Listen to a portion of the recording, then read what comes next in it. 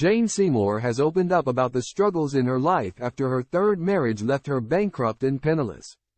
Jane Seymour has spoken out about the breakdown of her third marriage to businessman David Flynn.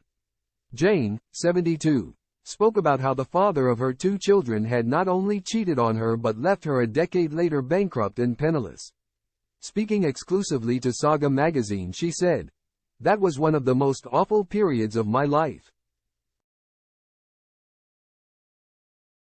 But it was the very next day after I discovered I was pretty much homeless that I was offered the role in Dr. Quinn, Medicine Woman." Before adding, "So, when terrible things happen, good things can happen too. I chose not to dwell on the negative." Jane has been married and divorced 4 times in total. Her first marriage to the director Michael Attenborough lasted 2 years.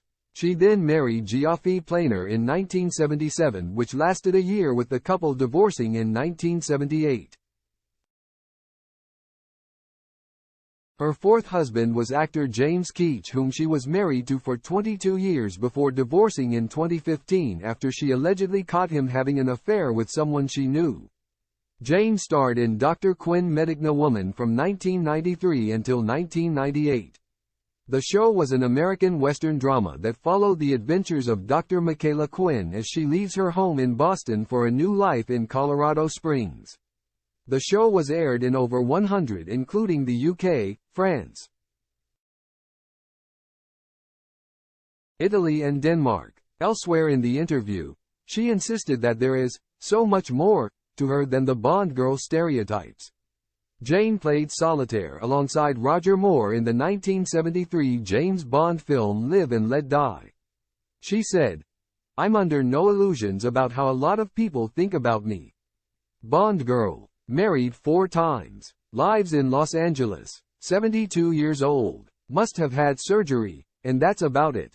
There is so much more to me than that. And at the age I am, I have never felt more sure of who I am, and more ready to absolutely make the most of the life I have." She is about to return to our TV screens in the second series of Harry Wilde Investigates. Jane plays a recently retired English professor who has a knack for investigating crimes, leading her to interfere with cases assigned to her police detective son.